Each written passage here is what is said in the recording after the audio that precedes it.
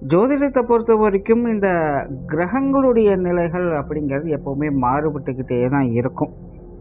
அதனால தான் இந்த சுப கிரகங்கள் எப்போவுமே சுபத்தன்மையிலேயே வேலை செய்கிறது கிடையாது. அதே போல் அசுப கிரகங்கள் அப்படின்னா எப்போவுமே அசுப பலன்களையே கொடுக்கறது கிடையாது. ஏன்னா ஒரு கிரகம் இன்னொரு கிரகத்தோடு சேரும் பொழுதோ அல்லது பார்க்கப்படும் பொழுதோ அதனுடைய தன்மை அப்படிங்கிறது மாறுபடும். இல்லைன்னா அது இருக்கக்கூடிய இடத்தினாலேயே இந்த மாறுபாடுகள் அப்படிங்கிறது உண்டாகும். அப்படிப்பட்ட விஷயங்களில் ஒன்று தான் கிரகங்கள் வக்ரமாகிறது. இந்த வக்ர கிரகங்களுடைய நிலைகள் அப்படிங்கிறது எப்போவுமே ரொம்பவுமே நுணுக்கமாக செயல்படக்கூடியது. இது நார்மலாக கிரக பலன்கள் எடுக்கிற மாதிரி எடுக்கவே முடியாது. ஃப்ராக்ஷன் ஆஃப் செகண்டில் ஒரு விஷயம் நடந்துட்டு போயிடும். கண்ணு மூடி கண்ணு திறக்கிறதுக்குள்ளே நம்மளை அறியாமலே ஒரு விஷயத்த செஞ்சுடுவோம், அல்லது நமக்கு தெரியாமலே நம்ம எதிர்பார்க்காமலே நமக்கு ஒரு விஷயம் நடந்துடும். அது நல்லதாகவும் இருக்கலாம், கெட்டதாகவும் இருக்கலாம். அது அந்த கிரகங்களுடைய இருக்கக்கூடிய தன்மையை பொறுத்து அமையும். ஆனால் இந்த எதிர்பாராததை எதிர்பாருங்கள் அப்படிங்கிற மாதிரி சில விஷயங்கள் நம்மளுடைய வாழ்க்கையில் நடக்கும். நடந்துட்டு அது போயிடும். அது ஏன் வந்ததுன்னு தெரியாது, எப்படி வந்ததுன்னு தெரியாது, எப்படி போகுது அப்படின்னும் தெரியாது. ஸோ இந்த மாதிரியான விஷயங்களுக்கெல்லாம் முக்கிய காரணமாக இருக்கிறது இந்த வக்ர கிரகங்கள் தான். ஸோ இந்த ஒரு விஷயம் புரியாததுனால இந்த வக்ர கிரக அமைப்புகளை பற்றி பெருசாக யாரும் கண்டுக்க மாட்டாங்க. ஜோதிடத்தை கற்றுக்கணும்னு நினைக்கிறவங்களுக்கு கூட ஆரம்ப காலகட்டங்களில் இது புரியவே புரியாது. போக போக தான் இந்த விஷயங்களை அவங்க தெரிஞ்சுப்பாங்க. அதுவும் அனுபவத்தின் மூலமாக தான் அதை புரிஞ்சிக்கவே முடியும். ஸோ சுருக்கமாக சொல்லணும்னா, ஒருத்தருடைய வாழ்க்கையில் திடீர்னு எதையுமே எதிர்பார்க்காம நடக்கக்கூடிய திடீர் யோகம் அல்லது திடீர் சோகம் தான் இந்த வக்ர கிரக அமைப்புகள். ஸோ அப்படி இந்த 2026 ஜூலை மாதத்துலேருந்து நவம்பர் மாதம் வரைக்கும் சனியானவர் வக்ரகதியில் செயல்பட போகிறாங்க. அந்த சனியானவர் இந்த காலகட்டங்களில் மீன ராசியிலே வக்ரகதியில் சஞ்சாரம் செய்வாங்க. சனிக்கு குருவனுடைய பார்வை என்பதும் இருக்குது. அது போக மாத கிரகங்களுடைய பார்வை அப்படிங்கிறதும் இந்த 5 மாதத்துக்குள்ளே வந்து போகும். ஸோ இந்த அமைப்பானது உங்களுடைய ராசி மற்றும் லக்னத்திற்கு ரெண்டுக்குமே பொருந்தும். இது எப்படி வேலை செய்யும் அப்படிங்கிறத பற்றி தான் பார்க்க போகிறோம்.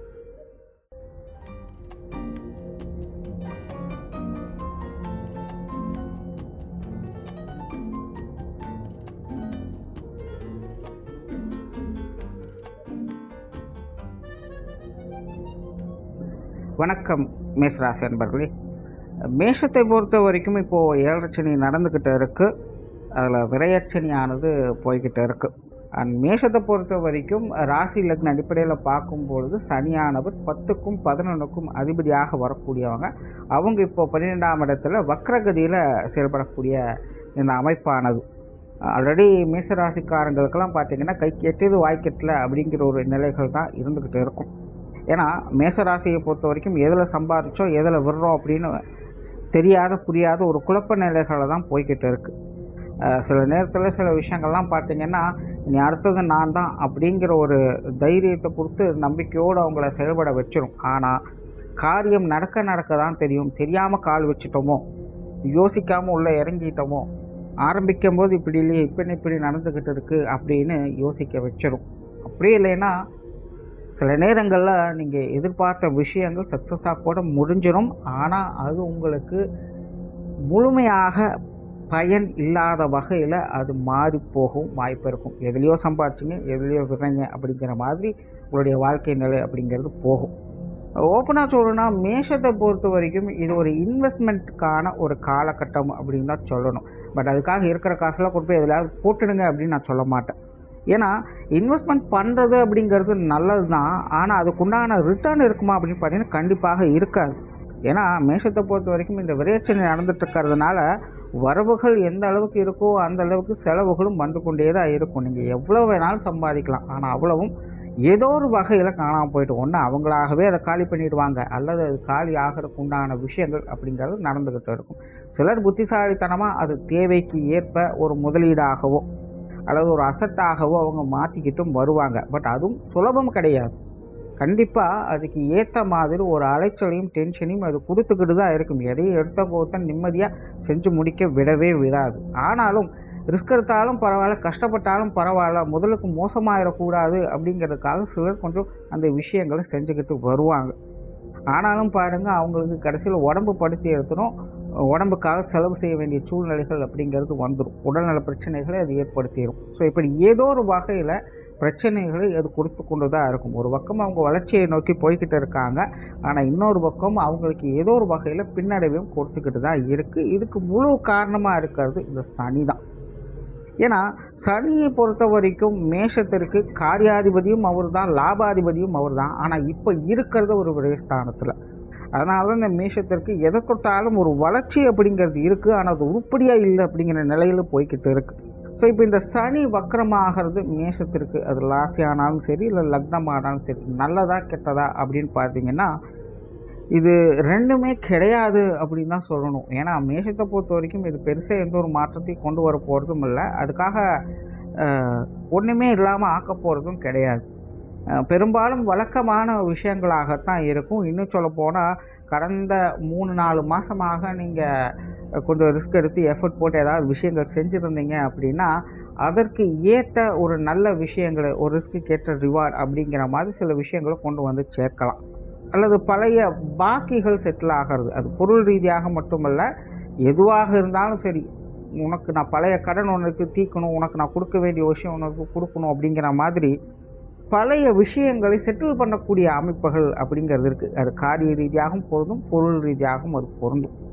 நீங்கள் மற்றவங்களுக்கு கொடுக்க வேண்டிய விஷயங்கள் அல்லது மற்றவங்க உங்களுக்கு செய்ய வேண்டிய விஷயங்கள் அப்படிங்கிறது இந்த காலகட்டங்களில் செயல்படலாம்.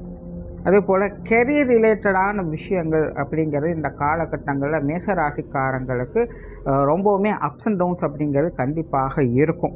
எதுலேயும் அகலக்கால் வைக்காதீங்க.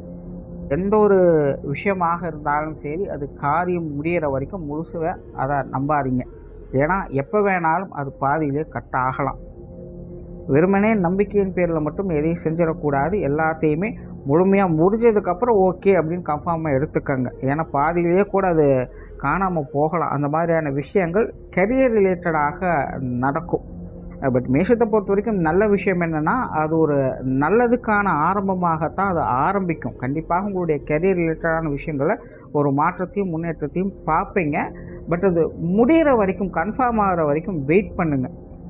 முழுசாக அந்த வேலை முடிஞ்சதுக்கப்புறம் நீங்கள் அடுத்த விஷயத்தை நோக்கி போகலாம். முன்னாடியே எதுவும் கன்ஃபார்ம் ஆகாத நிலையில் நீங்கள் பாட்டுக்கு ஏதாவது பிளான் பண்ணிட்டீங்க அப்படின்னா, அதாவது அதையை நம்பி நீங்கள் பிளான் பண்ணிட்டீங்க அப்படின்னா அதெல்லாம் லேக் ஆகிறதுக்கு வாய்ப்புகள் இருக்குது. ஸோ அதனால் கன்ஃபர்மேஷன் அப்படிங்கிறது முக்கியம்.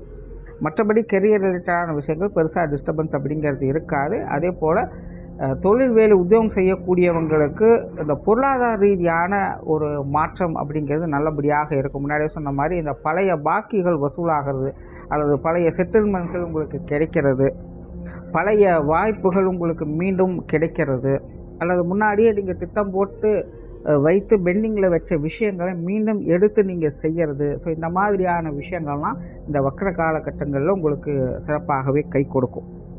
பட் மேஷத்தை பொறுத்த வரைக்கும் மற்றவங்கள நம்பி எந்த ஒரு காரியத்திலும் இறங்காதீங்க. ஏன்னா மேஷத்திற்கு பெரும் பிரச்சனையாக இந்த ஏழரை ஆரம்பித்ததுலேருந்தே இருக்கிறது. பார்த்திங்கன்னா இந்த உற்றார் உறவினர்கள் நண்பர்கள் மூணுமே இம்சை தான். இக்கரைக்கு அக்கறை பச்சை அப்படிங்கிற மாதிரி ஒன்று நல்லா இருந்தால் இன்னொன்று சரி இருக்காது. எதுவுமே முழுசாக கை கொடுக்காது, எல்லாம் பேருக்காக இருக்கும், அவ்வளோதானே தவிர முழுசாக ஒரு நம்பகத்தன்மையில் உதவிகரமாக எந்த ஒரு விஷயமும் செயல்படாது. அதனால் மேசராசிக்காரங்க முழுக்க மற்றவங்களை நம்பி எந்த ஒரு காரியத்திலும் ஈடுபடாதீங்க. குறிப்பாக இந்த வக்கர காலகட்டங்களில் அது இன்னும் அதிகமாகவே உங்களுக்கு வேலை செய்யும். அதனால் மற்றவங்களை எதிர்பார்த்து மற்றவங்களை சார்ந்து இருக்காதீங்க. அதாவது முக்கியமான விஷயங்கள் காரியங்களுக்கு சொல்கிறேன், அதுக்காக எல்லாத்தையும் தூக்கி எறிஞ்சிட்டு போக சொல்லலை.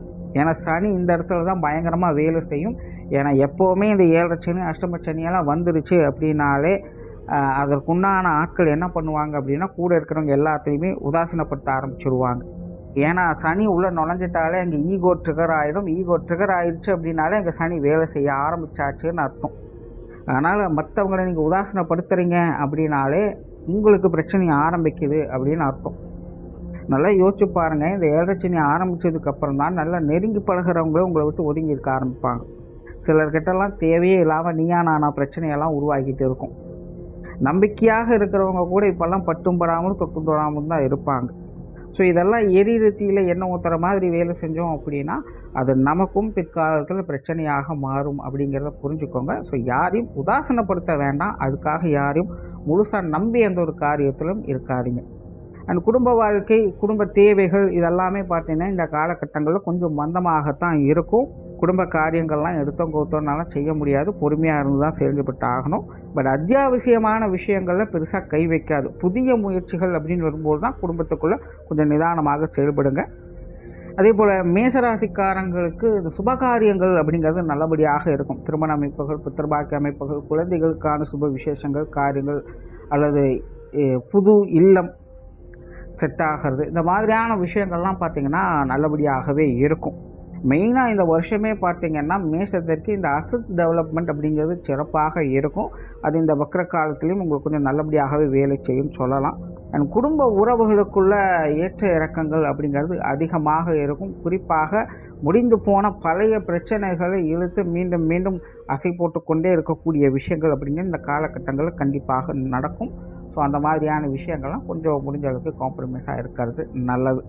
ஸோ ஓவராலாக இந்த சனியினுடைய வக்ர காலம் அப்படிங்கிறது மேஷத்தை பொறுத்த வரைக்கும் ஒரு நியூட்ரல் பாயிண்டில் தான் வேலை செய்யும். ரொம்ப பெரிய அளவில் நல்லதுன்னு சொல்கிறதுக்குள்ள ரொம்ப மோசம் அப்படின்னு சொல்கிறதுக்கு இல்லை.